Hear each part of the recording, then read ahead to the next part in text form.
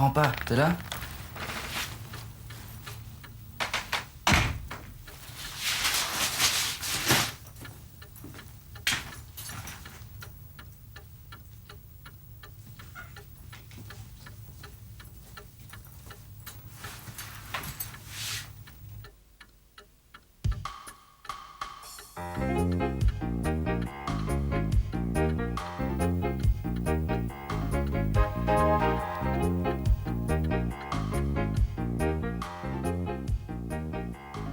It was on the 15th of May 1935 that the two Red Arrows, which were electric-powered, started their career.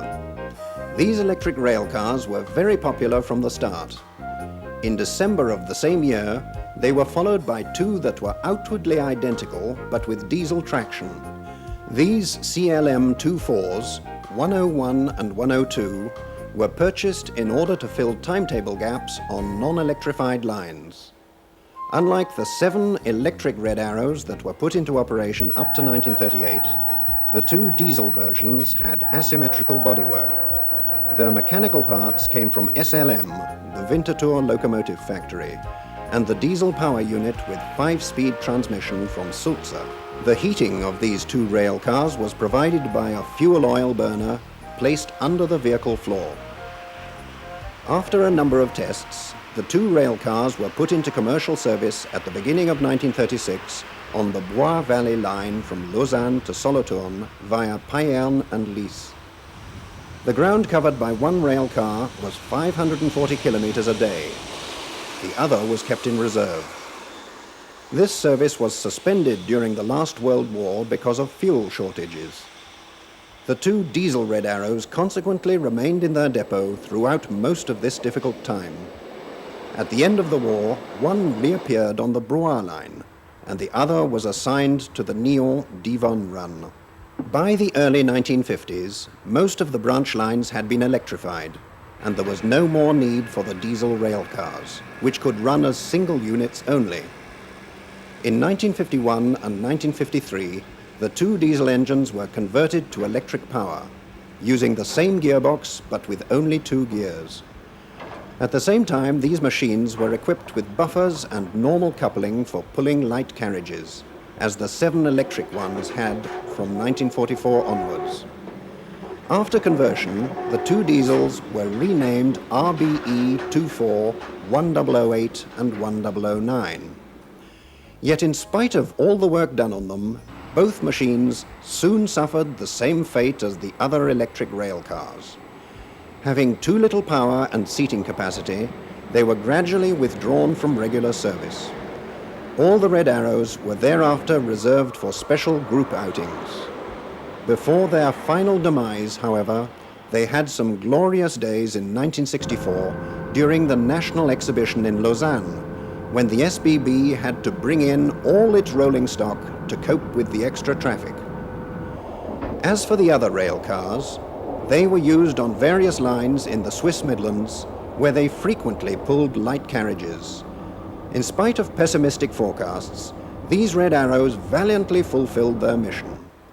Of course, it was inadvisable to be too rough with these machines. They had a tendency to be obstinate, if ever they were not treated with the consideration they deserved. The day of reckoning nevertheless came for some of the rail cars at the end of 1964, when the Lausanne exhibition closed. Of the original 9 rail cars, 3 still survive. 1003 on display in the Lucerne Transport Museum, 1007 on the private Ernstingen-Balstal line, and our star, the SBB's own RAE-24 1001, the very first to be delivered. 1001 and 1002 had their bodies lengthened in 1952 and 1953 to accommodate more passengers. The splendid shape of this engine, its aerodynamic body, and its famous red livery give it an individuality that defies the passage of time.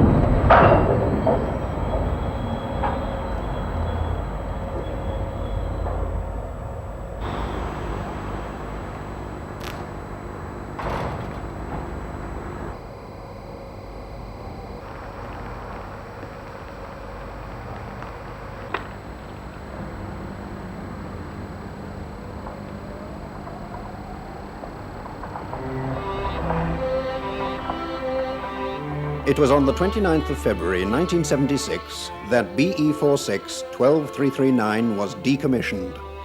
This was the end of the line for a classic series of Swiss locomotives that dated from the beginning of the electrification of the rail network. In the middle of the First World War, the shortage of coal led to the decision to electrify the St. Gothard line. The SLM and Brown Bovary companies were entrusted with the construction of 40 locomotives of the BE-46 type. However, when the first one left the factory in 1919, the line was still not fully electrified. The machines consequently came to the Bern depot to be used on the Bern-Lötschberg-Simplon or BLS network, but with SBB drivers. Then finally, in 1920, they all left Bern to be used on the St. Gothard line for passenger service. The absence of an electric brake on the early models was a severe shortcoming, and very soon, in 1924, they were withdrawn from the St. Gothard run to be used for mixed haulage work in the Swiss Midlands. Even after the AE-47 and AE-46 engines were introduced, the BE-46 was kept on the St. Gothard line. The last BE-46s to work the St. Gothard were used to haul local stopping trains, for instance between Bellinzona and Chiasso, and they sometimes even worked as auxiliary locomotives on double-headed goods trains. Then, with the arrival in 1962 of greater numbers of AE-66s, all the BE-46s were removed to the Midlands. At the end of the National Exhibition of 1964, it became possible to plan the gradual decommissioning of these old electric locomotives, which were beginning to need so much maintenance. The end of the BE-46, which was technically obsolete, was not far off. 12312 was the first to disappear on the 30th of April 1965. 3 of these locomotives have been preserved for posterity. 12339 stands proudly beside the Milan Museum of Technology, and 12332 is in the Lucerne Transport Museum. As for 12320, it left the SBB workshops in Bellinzona in 1975 after a full restoration. It has been repainted in brown and has thus regained the color and appearance of its youth. As you can see from these pictures, the staff at the Winterthur depot are taking good care of these locomotives. Here we see 12320 hauling the Orient Express. In fact, in its time, it was not well liked by the drivers because of a certain roughness and a high noise level, in spite of its sturdiness and ease of handling. But time has passed, and now only the good things are remembered, so that we are already hearing people say, "Ah, those BE-46s, what great machines they were."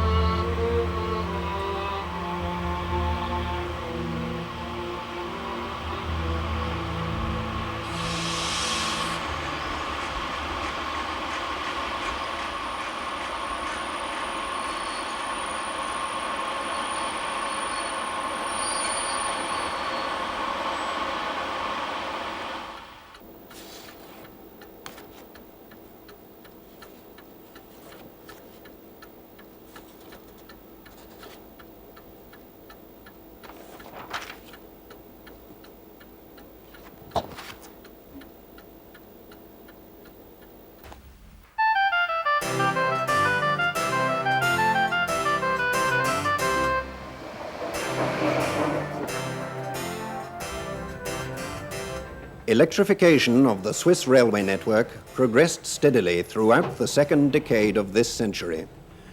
This, of course, also meant electrification of the main passenger and goods stations with their shunting yards.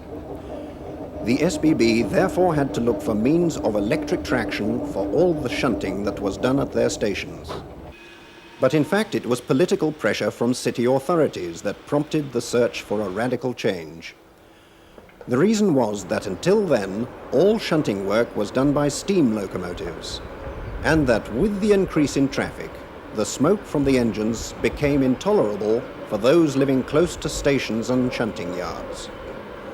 So SLM and Brown Boveri went back to work to design a suitable engine for this less glorious aspect of the Swiss railways in their heyday. 2 electric prototypes were built for testing in the big stations. The result was satisfactory, and SBB placed an order for 16 shunting engines codenamed EE33. The engines were delivered during 1928 in a number series from 16311 to 16326. Their top speed was 40 kilometers an hour with very high low-speed torque.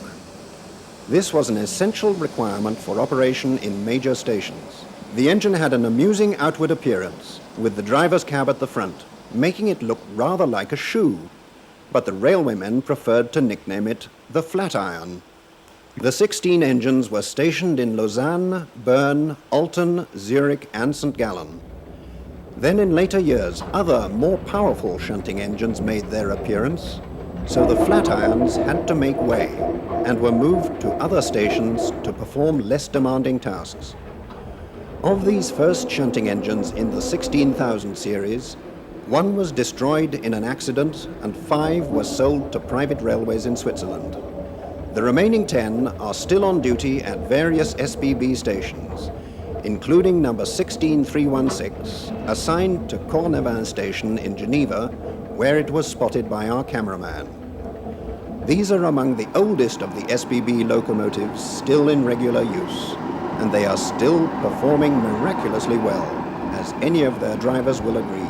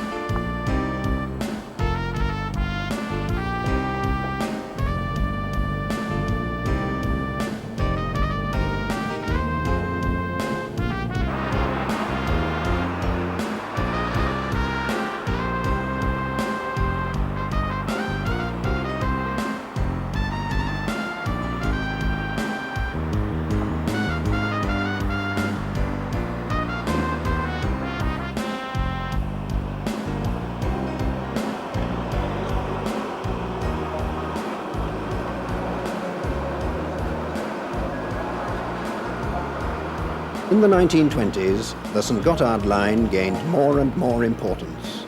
A spectacular increase in passenger and goods traffic meant that trains became excessively long and the train load increases were staggering.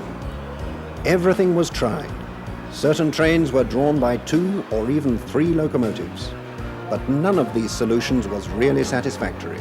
None was economically viable. So the SBB was soon up against serious traction problems. The railway managers dreamed of a miracle locomotive that could pull 600 to 750 tons up a 27 per mil gradient at a speed of 50 to 62 kilometers an hour. So in the late 1920s, the SBB once again called for tenders from the whole Swiss railway industry for a super locomotive that could cope with the needs of this ever-increasing traffic. Some 20 projects involving 2 locomotives coupled together without a driver's cab in the middle were submitted to the SBB. But it was the SLM Brown Bovary and SLM MFO tandem that was given the go-ahead for the construction of 2 prototypes called AE-814s. These machines had the benefit of all the latest technology, including the important ability to pick up speed smoothly without jolting. Considering the phenomenal power of these rail giants, this amounted to a minor revolution in locomotive development. The 2 AE-814s, 11801 and 11851, were at the time the most powerful locomotives in the world. They went into commercial operation in 1932 at the Erstfeld depot, for service exclusively on the St. Gothard line. In spite of some electrical problems at the beginning, they gave a good account of themselves on the steep, winding lines of Uri and Ticino with their formidable loads, and earned unanimous praise from all the drivers. The idea of building a new prototype AE-814, incorporating the latest technology, on the occasion of the National Exhibition in Zurich in 1939, came as quite a surprise, because it had been decided in 1932 already that the AE-814 would never go into series production. This last prototype, number 11852, was even more powerful, and some changes had been made to the electrics and to the outward design. It was painted light green like its 2 predecessors. In the early 1960s, when the AE-814s underwent a major overhaul, the interiors of the drivers' cabs were refurbished. But on 11851, the SBB workshop replaced the 2 front sections with new ones similar to those of the AE-66. This facelift was not to the liking of all railwaymen and railway fans. In 1962, the management of the traction department decided to withdraw the 3 AE-814s from passenger traffic, relegating them to the interminably long goods trains. On the 26th of July 1971, after 31 years of good and loyal service, 11852 was severely damaged by a fire, which put an end to its career. The exterior was nevertheless restored, and now this machine can be admired at the Swiss Transport Museum in Lucerne, as a proud witness to its distinguished past. In 1977, it was 11851's turn to retire, and it was put to the torch in Biasca. As for 11801, it was withdrawn from service in 1975, not long after a complete overhaul in 1971. The staff at the Erstfeld depot take great care to keep it in good condition, as it is a worthy representative of a time when technology did not rule out audacity.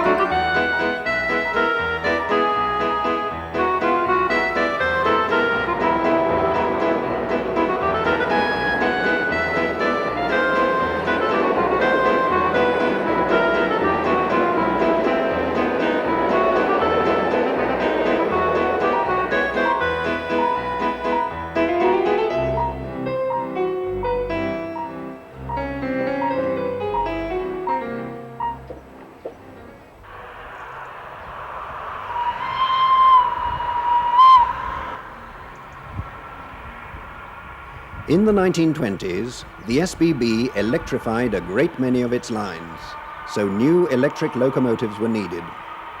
It therefore proposed various projects to the Swiss engine builders for the development of new locomotives suitable for fast train services on the plain. The projects had to meet three definite requirements: 3 driving axles, about 2,000 horsepower, and a top speed of at least 90 kilometers an hour. It was the Geneva-based Atelier de Sécheron that solved the problem with the Series AE35 locomotive. Its design was inspired by the BE47, which the same company had just delivered for the St. Gothard line. AE35 numbers 10201 to 10226 were delivered in 4 series between 1922 and 1925. When the last deliveries were being made, the first of the AE363s, series 10261 to 10271, whose electrical parts also came from Sécheron in Geneva, were also appearing. Like most of the electric locomotives of this pioneering era, the AE35s began their careers at the Bern depot. According to documents from that time, the first AE35s were assigned to the 3rd district of Zurich, but they saw very little service there, indeed some none at all. With the electrification of the Rhone Valley line in 1924 and 1925, the first AE35s were moved from Bern to the Lausanne depot. This coincided with the last AE35 delivery from the factory and the arrival of the first AE363 in Lausanne. These 2 types of locomotive were used mainly for regional trains and light expresses and also goods trains. In the late 1930s, the top speed of the AE363 series was raised to 100 kilometers an hour after suspension improvements.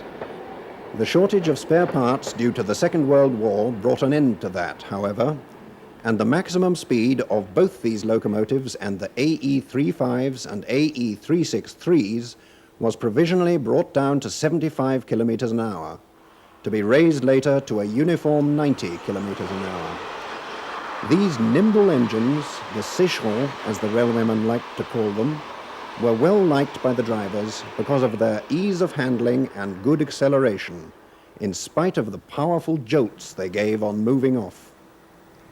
In the early 1960s, the Sécherons left passenger service, and indeed some of them were already beginning to show their age, in spite of all the care lavished on them by the SBB workshops in Yverdon throughout their careers. More and more of them were consigned to the scrapyard, and by 1980, all the AE363s had disappeared, with the exception of the one shown here, number 10264, which is kept in the Lausanne depot. As for the AE35s, some of them headed for the high ground of the Alps after some modification to serve for the hauling of motor cars through the Simplon and St. Gothard tunnels.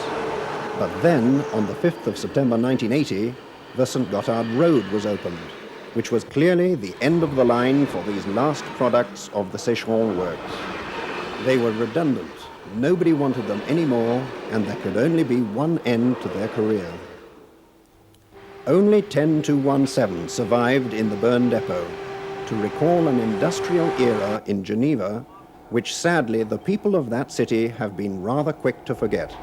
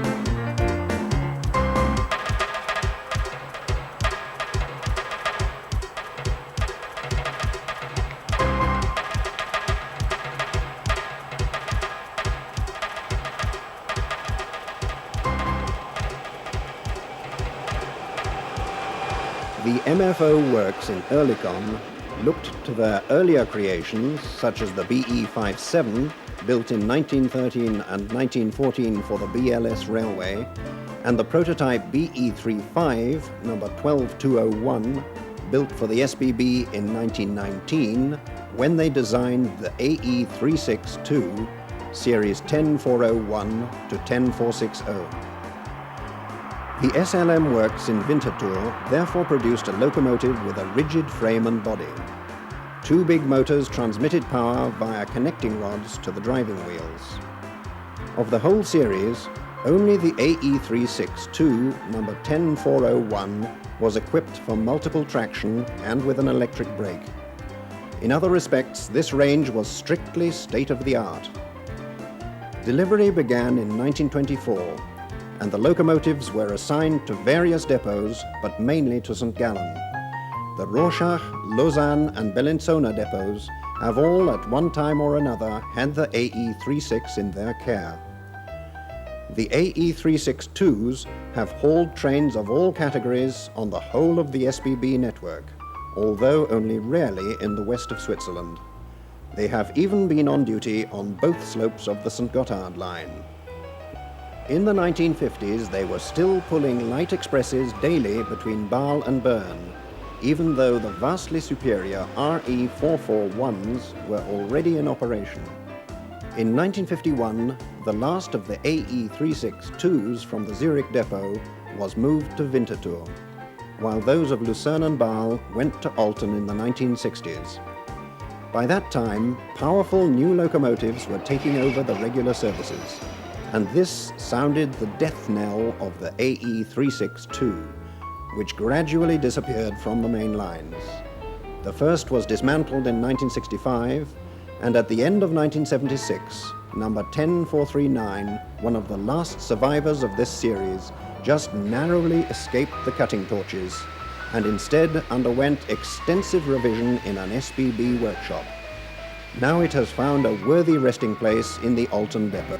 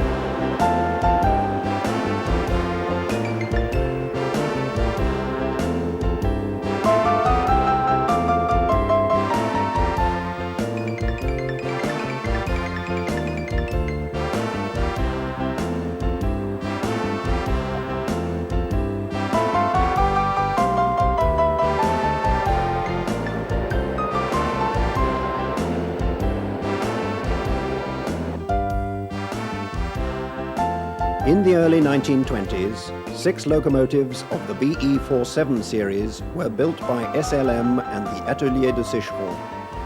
Various novel features set them apart from their cousins, the BE-46s, one of them being the use of direct drive instead of the usual connecting rods. The big Sécherons, as they were called at the start of their career, had rather more than 2,400 horsepower at their disposal, but they were heavier and needed a third bearing axle. As soon as they emerged from the works, the 6 locomotives were stationed at the Oostfeld depot, from which they and the BE-46s hauled the fast trains over the whole St. Gothard line. Very soon they became known for their better running stability than the other locomotives. It is interesting to note that number 12502 was seriously damaged in 1924 when it was involved in a collision at Bellinzona. Thereafter, some sort of jinx caused it to suffer a series of breakdowns, including a number of serious derailments. Then in the 1930s, one by one, the BE-47s were transferred to the Bern depot. There they were used for goods train service and also for longer regional passenger trains. They were even used for express services in peak periods. Their speed was limited to 80 kilometers an hour, but this was partly offset by their amazing acceleration in the low speed ranges. Then in 1966, they had to move to another depot, this time to Biel, for goods services in the Jura mountain region. And it was in 1966 that 12503 was withdrawn from service, followed by 12501 and 12502 in 1968. The 3 locomotives still in service carried on tirelessly, although they occasionally showed their age in the form of engine trouble and other technical problems, but none serious enough to warrant their discharge.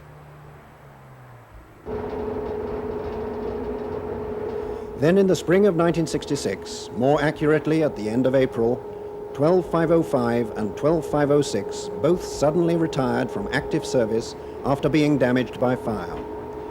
There was a manpower shortage that year, so it was decided that the big Sécherons, which had become noisy in old age, would not be repaired.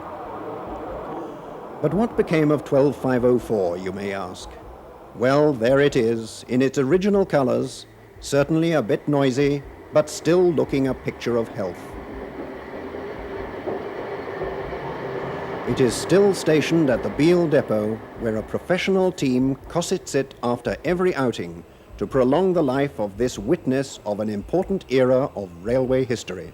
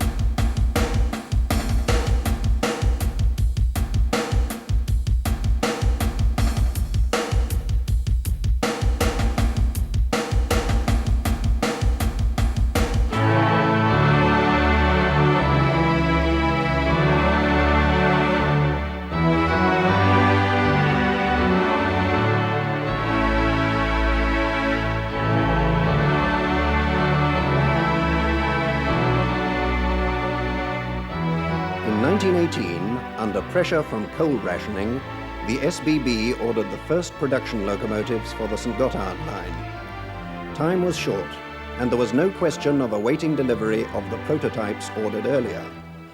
Powerful new locomotives were required for goods and passenger service on the major European north-south trunk lines.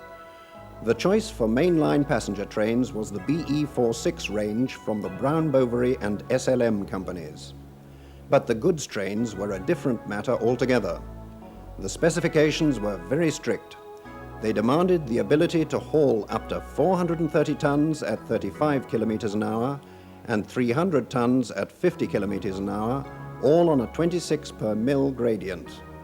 At ground level, the maximum speed of 65 kilometers an hour had to be sustained with a train load of 300 tons on gradients of up to 10 per mil. Thus, the magnificent CE-682 and CE-683 locomotives, which were later to be universally nicknamed Crocodiles, saw the day in the SLM and MFO Oerlikon works. What a wealth of documents and descriptions have been written and photographs taken to tell the story of this star performer of our railways. So let us just watch in silence and let our imagination run free as we follow them through the breathtaking scenery of Europe's most romantic railways.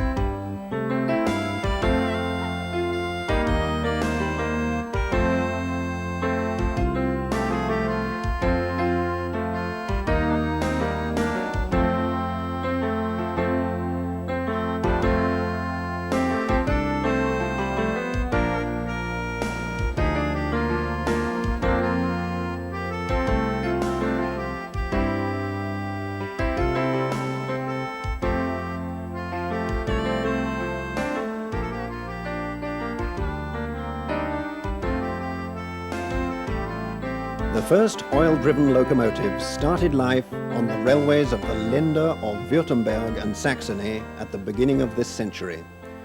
The first motor cars were appearing on our streets at the same time. In 1902 already, the newly founded Swiss Railways, or SBB, inherited a Daimler CM12 number 11 for the Zurich depot. But the first Swiss diesel locomotive was built between 1910 and 1912 by the Sulzer Company of Winterthur. Rudolf Diesel, the inventor of this type of engine, took an active part in the venture. Between 1914 and 1916, the Brown-Boveri Company built a series of rail cars with diesel-electric power. They had 200 horsepower Sulzer power units and were destined for the railways of Saxony and Prussia. In 1918, two of these vehicles, BCM-25s, found their way back to Switzerland for testing on various SBB routes. But the tests proved disappointing. Incidentally, one of these veteran rail cars is preserved for posterity at the Lucerne Transport Museum. The research for the right diesel power unit for railway applications made great progress in the 1930s. The first step was the development of the famous two red arrows in 1935. Then, between 1937 and 1939, two diesel-electric locomotives were developed, the AM44, 1001 and 1002. These machines were built by a consortium of the SLM, Sulzer and Brown-Boveri companies.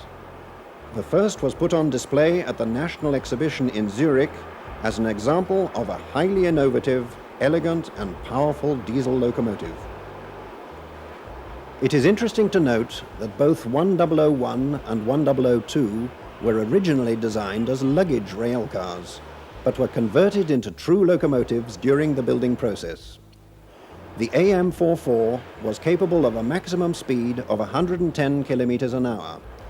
On its official test run on the 17th of July 1939, 1002 hauled 180 tons on the run from Winterthur to Geneva and back. After 1939, the two AM44s were used regularly and covered an average 300 kilometers a day. In 1941, wartime fuel shortages caused the two AM44s to lie idle for a time. Then in 1944, they were put back into commission in the Lausanne and Winterthur depots.